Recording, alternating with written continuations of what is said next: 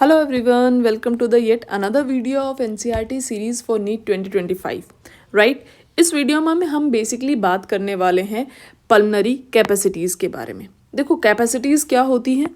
Some of to और मोर volumes. जब दो या दो से ज़्यादा वॉल्यूम्स को सम कर दोगे तो आप उसे कैपेसिटीज़ का नाम दोगे। तो सबसे पहली जो कैपेसिटी के बारे में बात करेंगे that is the IC, inspiratory capacity. Inspiratory capacity क्या कहता है कि नॉर्मल एक्सपायर करने के बाद, देखो ये एक्सपायर का सिंबल है, हम कहते हैं नॉर्मल एक्सपायर करने के बाद total volume of air a person can inspire, कि टोटल कितनी एयर एक पर्सन इंस्पायर कर सकता है। देखिए भाई, ये है नॉर्मल एक्सपायर करने के बाद अ पर्सन कितनी एयर को इंस्पायर करेगा। ध्यान से देखना, पहले वो इतना वॉल्यूम ऑफ एयर को इंस्पायर करेगा, आफ्टर दैट इस वॉल्यूम ऑफ एयर को इंस्पायर कर रहा होगा। यानी कि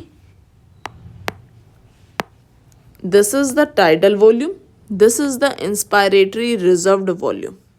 अगर मैं tidal volume plus inspiratory reserved volume को कर देंगे तो दैट इज द आईसी।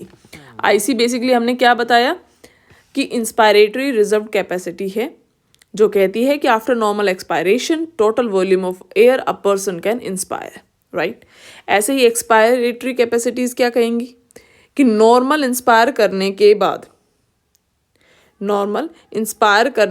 ये देखिए, नॉर्मल इंस्पायर करने के बाद मैक्सिमम या total volume of air a person can expel. तो देखो ये वाली एयर बाहर निकाल रहा है पर्सन यहाँ तक, that is the expiratory reserved volume, again tidal volume. अगर हम इन दोनों को सम कर देंगे तो हमारे पास आएगी एक्सपायरेटरी कैपेसिटीज, राइट। फिर आता है वाइटल कैपेसिटी। वाइटल कैपेसिटी बहुत सिंपल है, कहता है maximum volume of air a person can breathe in. Maximum कितना ले सकता है? आईसी ले सकता है मैक्सिमम। आफ्टर किसके? After forceful expiration. तो डेफिनेटली बात है, इसने क्या कहा हमें कि maximum volume of air a person can inspire after forceful expiration. तो उसने बेसिकली इस पूरे ग्राफ को उसने इंक्लूड कर दिया। इस पूरे ग्राफ में आपको क्या क्या देखने को मिला?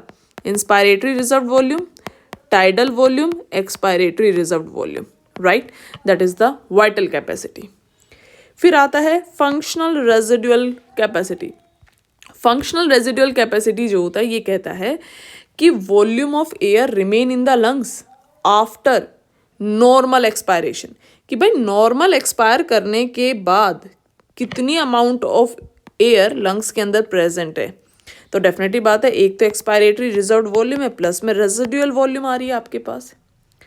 नेक्स्ट आती है total lung capacity. Total lung capacity के बारे में हम क्या जब बात करते हैं तो ये कहता है total air present in the lungs after maximum inspiration. क्या कह रहे हैं? Total air present in lungs after maximum inspiration, right. तो डेफिनेटली बात है, टोटल लंग्स के अंदर कितनी मैक्सिमम एयर को आप एकोमोडेट कर सकते हो, that is the total lung capacity, right. तो जितनी भी कैपेसिटीज होती हैं इनको लिखने के अलग अलग तरीके होते हैं।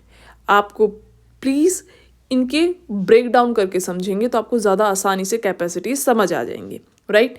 इस सारी इन्फॉर्मेशन को हमने कंसाइज किया हुआ है यहाँ पे। इंस्पायरेटरी कैपेसिटी सेम वही आ रही है। एक्सपायरेटरी कैपेसिटीज़ के बारे में भी हमने आपको यही बताया।